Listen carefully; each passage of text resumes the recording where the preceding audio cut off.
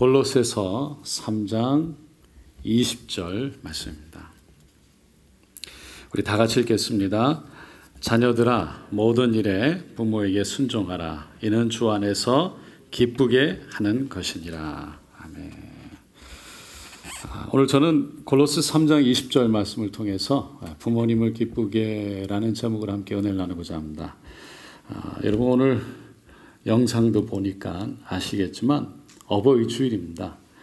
어버이 주일이 되면 부모님 공경에 대한 말씀을 꼭 전하는데 오늘은 공교롭게도 우리가 읽고 또 함께 나누고 있는 골로새서 3장 20절 말씀, 부모 공경에 대한 말씀이 나왔습니다. 해마다 부모 공경에 대한 말씀을 전할 때가 되면 사실 개인적으로 부담이 많이 됩니다. 왜냐하면 부모님에게 더 잘해야 되는데, 공경해야 되는데 그렇지 못한 또 죄송한 마음, 또 부족한 마음이 있기 때문입니다. 하지만 제 마음은 좀 뒤로 하고 하나님께서 말씀하시는 하나님 말씀을 있는 그대로 전하려고 합니다. 본문 말씀에 자녀들아 모든 일에 부모에게 순종하라. 이는 주 안에서 기쁘게 하는 것이니라. 그러니까 모든 일에 있어서 부모에게 순종하는 것이 부모님을 기쁘게 하는 것이다. 주 안에서 그렇게 얘기합니다. 성경은 이 오늘 본문에서뿐만 아니라 부모님을 공경해라는 말씀을 수차례 여러 군데에서 반복해서 말씀합니다. 에베소서 6장 1절로 3절에 보니까 다 같이 읽어볼게요. 자녀들아 주 안에서 너희 부모에게 순종하라. 이것이 옳으니라. 내 아버지와 어머니를 공경하라. 이것은 약속이 있는 첫 계명이니 이로써 내가 잘되고 땅에서 장수하리라. 부모님을 공경하면 이런 복이 있다는 거예요. 잠언 23장 25절에 내 부모를 즐겁게 하며 너를 낳은 어미를 기쁘게 하라. 신명기 5장 16절에 너는 내 하나님 야훼께서 명령한 대로 내 부모를 공경하라. 그리하면 내 하나님 야훼가 내게 준 땅에서 내 생명이 길고 복을 누리리라. 이 말씀을 통해서 우리가 알 수 있는 건 하나님은 우리에게 부모님을 공경하기를 원한다는 것을 보게 됩니다. 왜 그러셨을까 생각합니다. 왜 그러셨을까요? 구약시대의 이스라엘 백성들은요, 하나님과 그리고 자신들과의 관계를 창조주 그리고 피조물 내지는 주관자, 주권자 때는 순종자, 복종자 또 주인 그리고 종 그런 관계로 이해를 했어요. 그래서 예레미야 18장에 보면 토기장이 하나님을 그리고 우리를 진흙이라고 표현합니다. 6절에 야훼의 말씀이니라. 이 토기장이가 하는 것 같이 내가 능히 너희에게 행하지 못하겠느냐. 이스라엘 족속아 진흙이 토기장이의 손에 있음같이 너희가 내 손에 있느니라. 하나님은 토기장이 같아서 진흙인 이스라엘 백성들을 마음껏 주무르고 마음껏 만들 수 있는 그런 권한이 있다라고 말하고 있는 거예요. 그래서 그들은 그 하나님에 대해서 감히 그 이름조차 부르지를 못했습니다. 그런데 신명기에 보면 모세가 하나님을 바라볼 때 그 하나님을 인식할 때 아버지라고 인식했어요. 신명기 32장 6절에 어리석고 지혜 없는 백성아 야훼께 이같이 보답하느냐. 그는 너의 아버지시요 너를 지으신 이가 아니시냐. 그가 너를 만드시고 너를 세우셨도다. 가나안 땅을 지금 들어가려고 그 앞에서 쭉 요단강 건너편에 서 있는 이스라엘 백성들 앞에서 모세가 하나님은 너희들을 지으시고 만드신 그분 너희의 아버지시니라 라고 외친 거예요. 이거는요 출애굽기 4장에서 이 모세가 하나님을 그 떨기나무 불꽃 가운데 만났을 때 이미 처음부터 하셨던 말씀이에요. 출애굽기 4장 22절에 보면 하나님이 너는 바로에게 이르기를 바로에게 보내면서 하신 말씀이에요. 야훼의 말씀에 이스라엘은 내 아들 내 장자라. 이스라엘 백성들을 하나님의 자녀로 아들로 부르셨다는 거예요.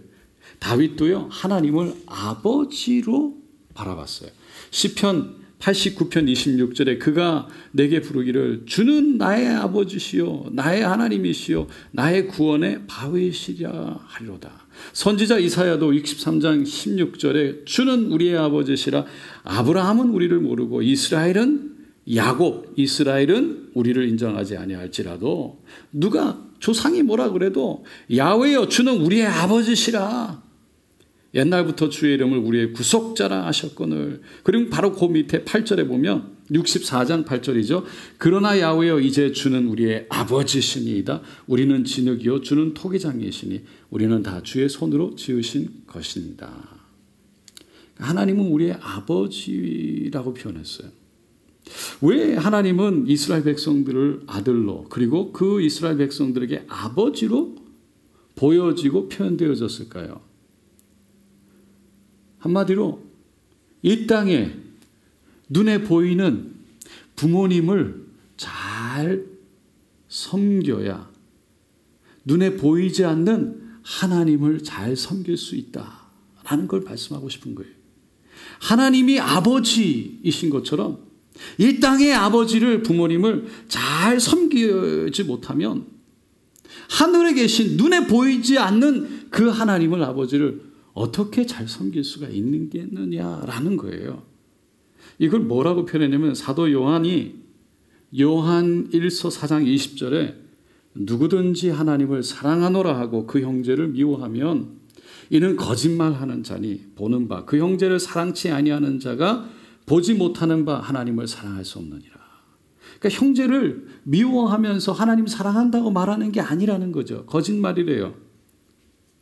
마찬가지로 자기를 낳아준 부모, 눈에 보이는 부모를 사랑하지 못하면서 눈에 보이지 않는 하나님 아버지를 사랑할 수 없다라는 겁니다. 그래서 많은 심리학자들이 얘기를 하죠.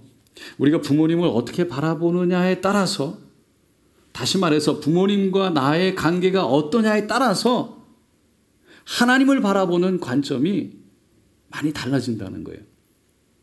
그 부모님과 좋은 관계를 가지고 있는 사람은 하나님의 사랑을 좀 쉽게 받아들이는 반면에 부모의 그 사랑을 부모님과 좋은 관계를 가지고 있지 않으면 부모님을 좋은 이미지로 바라보지 못하면 이렇게 사랑을 받아들이기도 어렵고 받아들여도 그 하나님의 사랑을 있는 그대로 받아들이는 것이 아니라 왜곡되게 그리고 정말 잘못된 이미지로 받아들인다는 거예요. 그 내적 치유를 통해서 마음의 상처들을 쭉 씻어내고 닦아내면 나를 향한 그 부모님의 사랑도 용서되고 치유될 뿐만 아니라 그 하나님을 바라보았던 내가 가지고 있던 그 렌즈가 닦아지니까 깨끗이 하나님의 사랑을 그대로 받아들이게 되는 거예요.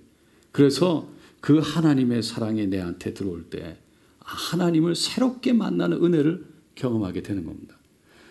그렇기 때문에 하나님은 부모님을 잘 공경하고 좋은 관계를 가지는 것이 곧 하나님 아버지를 공경하는 것과 깊은 관계가 있다는 것을 말씀을 통해서 계속해서 얘기합니다. 레위기 19장 1절로 3절입니다. 한번 다 같이 읽어보겠습니다. 야훼께서 모세에게 말씀하여 이르시되 너는 이스라엘 자손의 온 회중에게 말하여 이르라. 너희는 거룩하라. 이는 나 야훼 너희 하나님이 거룩함이니라. 너희 각 사람은 부모를 경외하고 나의 안식일을 지키라. 나는 너희의 하나님 야훼이니라. 하나님은 모세를 통해서 이스라엘 백성들에게 두 가지를 말씀하셨어요. 요구하셨어요. 하나는 거룩하라. 너희는 거룩하라. 그리고 두 번째가 안식일을 지키라 라는 거였어요. 그런데 안식일을 지킨다는 것은 하나님을 예배하는 거예요. 예배라는 건 경배와 찬송, 찬양을 올려드리는 거예요. 근데 안식일을 지켜서 하나님을 경외함으로 찬양하고 경배하라는 그 말 바로 전에 그 앞에 뭐라고 말하냐면 너희 각 사람은 부모를 경외하라 라고 얘기하고 있어요. 여러분 이 경외라는 단어는요 아무에게나 쓰는 게 아니라 주로 하나님께 쓰는 단어예요. 그런데 경외란 공경하되 두렵고 떨림 가운데 잘 섬기라는 거예요. 하나님이 이스라엘 백성들에게 부모님을 먼저 이렇게 경외함으로 섬겨라 라고 말하고 있는 겁니다. 잠언서 1장 7절로 9절에도 야훼를 경외하는 것이 지식의 근본이었구나. 미련한 자는 지혜와 훈계를 멸시하느니라. 내 아들아, 내 아비의 훈계를 들으며 내 어미의 법을 떠나지 말라. 이는 내 머리에 아름다운 관이요 내 목에 금사슬이니라. 그러니까 하나님을, 야훼를 경외하는 것이 지식의 근본, 그리고 지혜와 훈계를 멸시하지 않는 것이 미련한 자가 되지 않는 것. 그러면서 지혜와 훈계에 대해서 얘기할 때 내 아들아 그런 다음에 부모의 훈계, 어미의 법에서 떠나지 말아라. 그러니까 하나님을 경외하는 것을, 부모님의 말씀을 듣고 공경하는 것과 나란히 언급하고 있어요. 부모를 공경하는 것이 공격하는 것이 아니라, 할렐루야, 공경하는 것이 하나님을 경외하는 것만큼 중요하고 귀한 일이라는 거예요. 레위기 19장 32절에도 너는 센 머리 앞에 일어서라는 거예요. 어른 센 머리, 그분이 오면 일어서고 노인의 얼굴을 공경하며 내 하나님을 경외하라. 나는 야훼니라. 하나님을 경외하라는 말씀 바로 앞에 뭐라고 그랬어요? 센 머리 앞에, 머리가 휘어진 그분 앞에 일어서고 노인의 얼굴을 공경하라는 말씀이 먼저 나와요. 센 머리, 노인, 부모님을 포함해서 주위에 어른들이 있으면 공경하라. 이웃 어른들을 공경하라라는 거예요. 그러니까 어른을 공경하는 마음, 그것이 곧 없이는 하나님을 경외하는 것이 어렵다. 우리 눈에 보이는 어른들을 잘 공경하는 것이 곧 하나님을 공경하는 기초를 이룬다. 여러분, 부모는요, 하나님을 대리하는 대리자와 같아요. 하나님이 인간에 대해서 절대 권한 세 가지를 갖고 계십니다. 첫째는 창조, 하나님 창조. 두 번째는 섭리예요. 그래서 섭리 가운데 함께 인도하시죠. 세 번째가 심판이에요. 마지막에 반드시 심판하세요. 근데 부모도 자녀를 낳아서 낳는 거예요. 두 번째로 선한 뜻과 좋은 뜻으로 함께하고 늘 인도해 주시고 기르시는 거예요. 세 번째가 잘못하면 징계를 하는 거예요. 그러니까 부모는 하나님을 대신해서 자녀를 키우는 대리자와 같다는 거예요. 셰익스피어가 이런 말을 했어요. 부모들의 소리는 하늘의 소리니 부모들은 그 자녀들에게 하늘의 대리자들이다. 성경도 자녀를 하나님이 맡겨주신 기업이라고 그랬고요.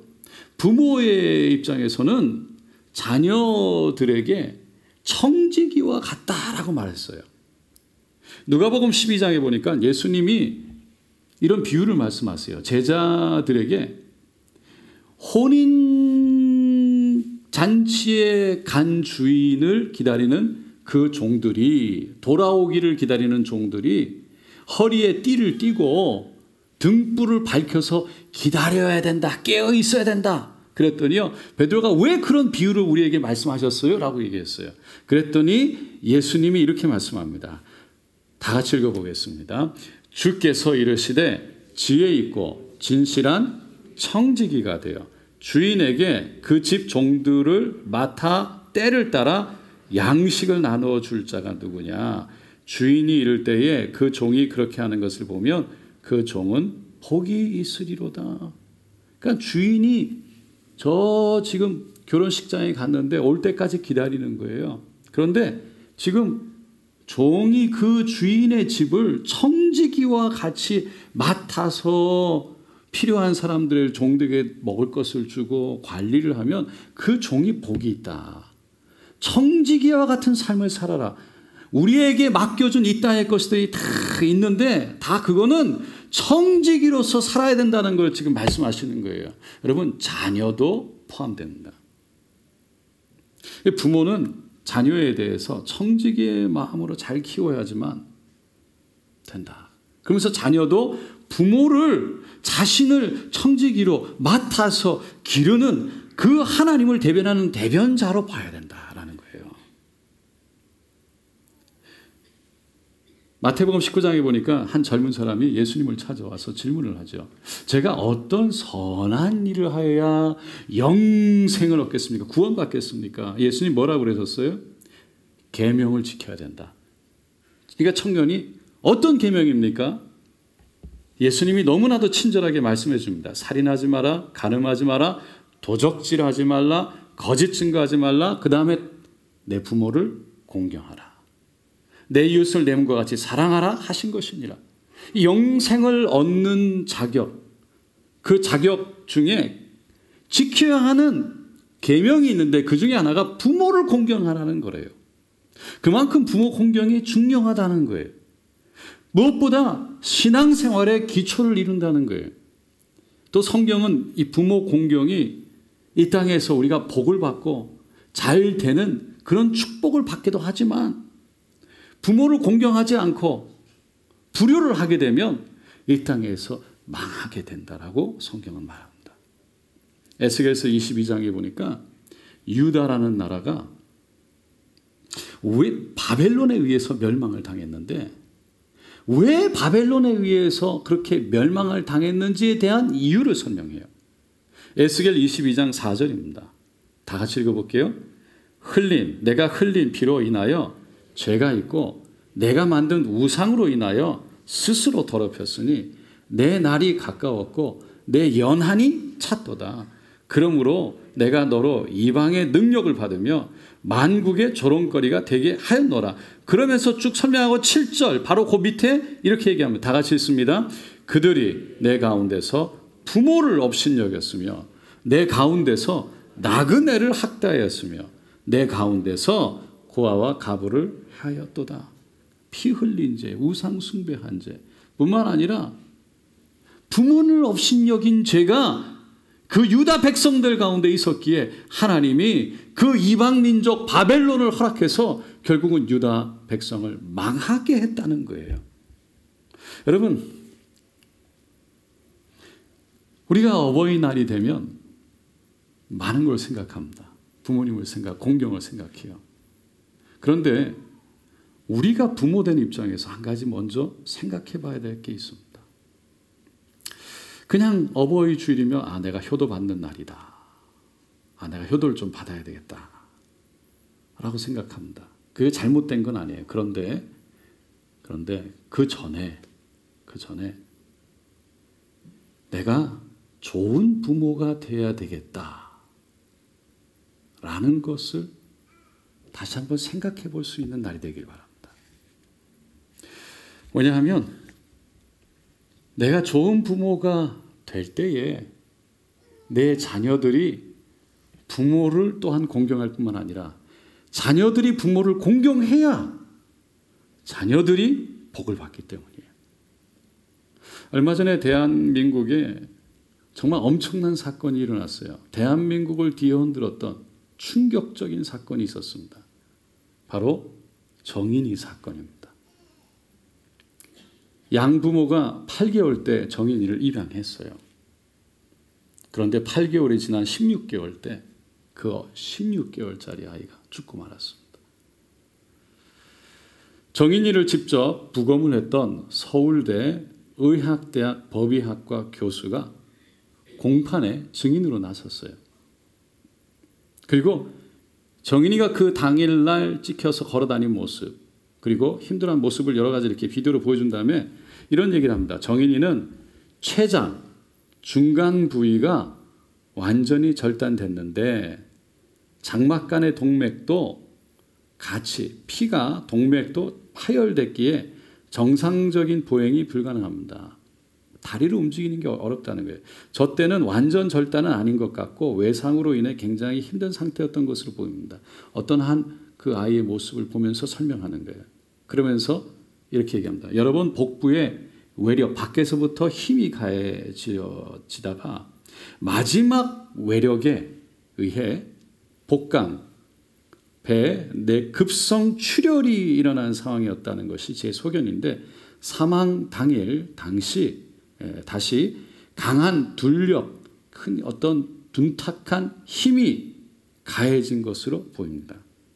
그리고 마지막 복부 배에 손상이 있을 당시에 정인이가 바닥에 누워 있어서 즉각적으로 피하지 못한 상태였던 것으로 추정된다라고 말하면서, 다리를 움직일 수 있는 경우였다면 그 가격을 때리는 것을 피하는 등의 상황이 발생할 수 있는데, 정인이는 피하지 않은 상태였던 것으로 보입니다.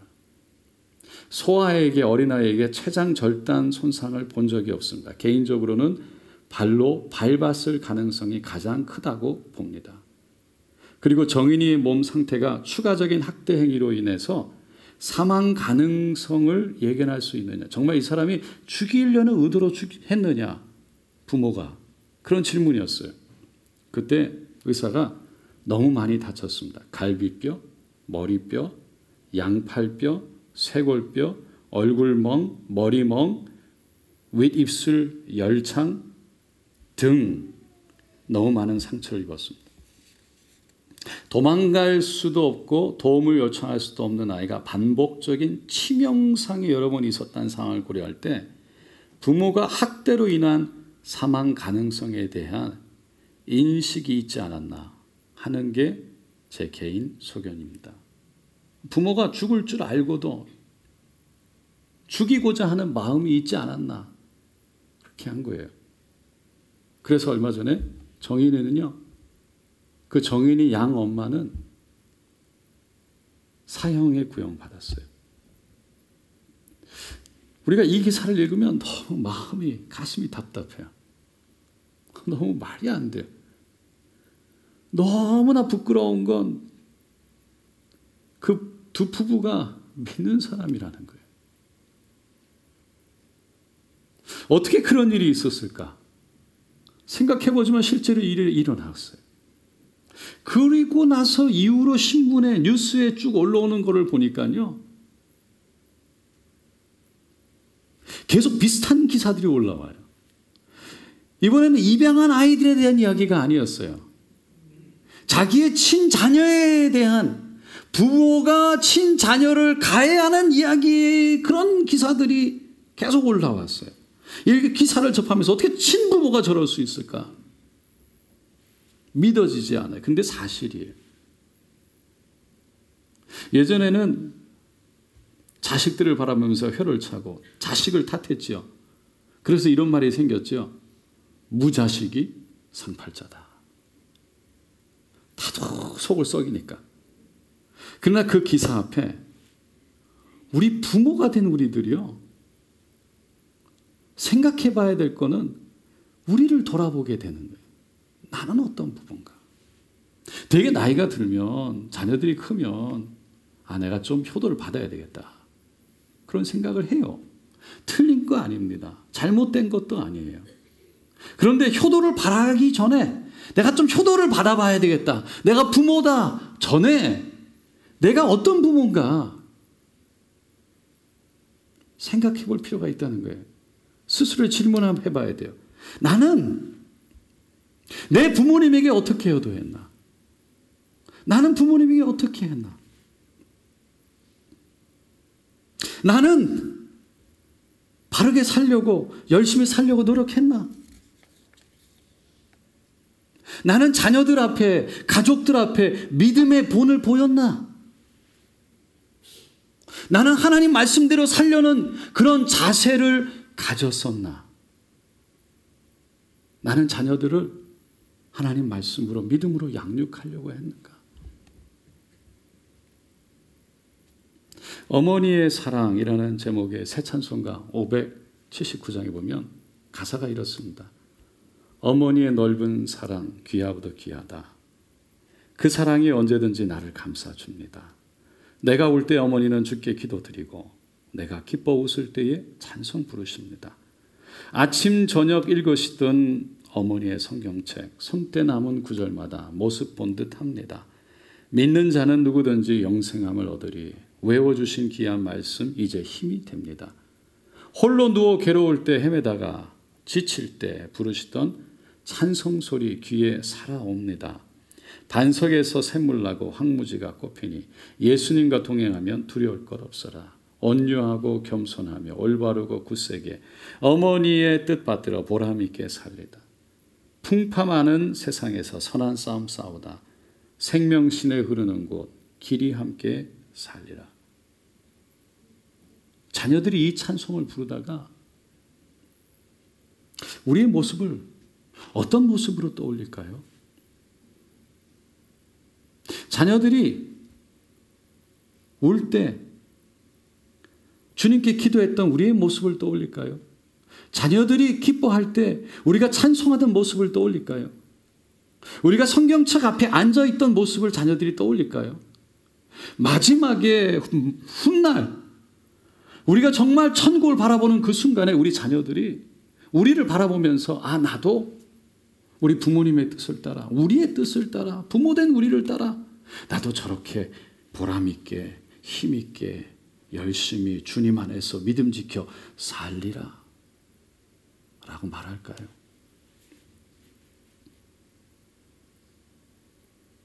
지난 주일 예배가 끝나고 어느 집사님이 메시지를 보내왔어요. 그 내용이 이렇습니다.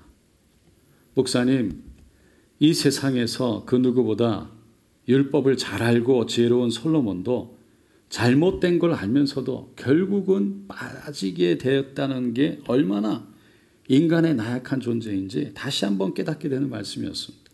또 본문에서 많이 다루진 않으셨지만 다윗은 하나님을 마음에 합한 삶을 살아서 그의 아들인 솔로몬은 잘못을 하여도 평탄한 삶을 살았는데 솔로몬은 그렇지 못하여 그 결과가 그의 자녀들에게 미치는 걸 보고 가로 열고 나라를 빼앗기다니요. 울음표 가로 닫고 부모의 신앙과 믿음과 선택이 자녀의 인생에 얼마나 큰 영향을 미치는지도 좀 무서웠습니다. 이제 땡땡이도 태어나고 4명의 자녀의 부모가 되었는데 오늘 헌화식에 참석을 하지 못했지만 우리 아이들을 어떻게 하나님 앞에 올바르게 키워야 하는지 또 내가 어떻게 행동해야 하는지 고민과 생각이 많아지는 설교였습니다.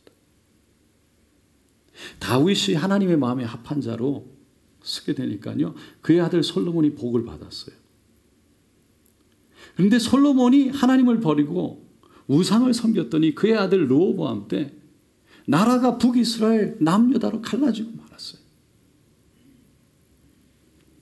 결국 부모의 삶이 자녀 인생에 엄청나게 영향을 끼친다는 거예요. 어머니가 90세에 마지막 임종을 할 때 한 아들이 자기의 손을 베어가지고 그 어머니 입에다가 피를 이렇게 자기 피를 넣어드린. 나중에 그 사람에게 어떻게 그럴 수가 있었는가 물었더니요. 자기 아버지가 임종할 때 어머니가 옆에서 자기의 손가락을 베서 입에다 넣어드리는 걸 봤다는 거예요. 그래서 자기도 따라했다는 거예요. 여러분, 자녀는요 부모가 하는 것을 보고 배우고 본받게 되어 있어요. 두려운 이야기지만 자식은 부모를 좋아하면서 닮아가고요. 또 부모를 미워하면서 닮아가는 거예요. 그러니까 부모는 원하든 원하지 않던 어쩔 수 없이 자식에게 모델이 되는 거예요. 여러분, 어버이 주일을 맞아서 부모인 우리들이 주님 안에서 좋은 부모가 되겠다고 먼저 다짐을 하게 되는 그런 계기가 되기를 축원드립니다. 그럴 때 그 복이 우리 자녀들에게 흘러갈 것입니다. 그리고 우리 자녀된 우리들도 다시 한번 부모를 공경해야 되겠다 다짐하기를 원합니다. 그리스도인은요 부모를 공경해야 될 의무가 있어요. 그것은 부모가 어떤 분인과 전혀 상관이 없습니다. 성경은 부모를 공경하라 라고 말하면서 어떤 부모여야지 공경할 수 있다라는 조건을 달진 않아요. 우리가 부모를 공경해야 되는 이유는 부모가 어떤 자격을 갖고 있기 때문에 아니라 우리를 낳아주셨고 키워주셨고 함께 하셨고 사랑해 주셨고 인도하셨고 인내로 기다려주셨기 때문이에요. 여러분의 삶 가운데 아버지, 어머니를 부르면 눈물이 핑 돈다면 여러분은 행복한 사람입니다. 달려가 얼굴을 파묻고 손을 잡고 어머니, 아버지라고 외칠 수 있으면 여러분은 행복한 사람입니다. 힘이 없어도, 너무 힘이 없어도 아버지라고 부를 수 있는 사람이 있다면 여러분은 행복한 사람입니다. 곽선희 목사님의 이야기입니다. 1950년이었죠. 한국 전쟁, 6.25 전쟁이 일어났을 때였어요. 아버지가 총살되는 모습을 멀리서 산에서 바라보게 됐어요. 얼마 후에 결국 총소리가 나고 아버지가 함께 옆에 있는 두 명과 쓰러집니다. 너무 두려웠어요. 달려가지 못했어요. 근데 날이 어두워져서야 산에서 내려와서 애넣은 힘을 다해서 그 아버지에게 달려갑니다. 근데 옆에 있던 두 사람은 아직 숨이 붙어 있어요. 아버지는 이미 숨을 거두셨어요. 너무 마음이 아파서 땅을 치고 통곡을 하는데 갑자기 아버지 죽음에서 그 아버지에게서 그냥 소리가 갑자기 들려오는 것 같았어요. 마음에 이놈아 살아야 효자다.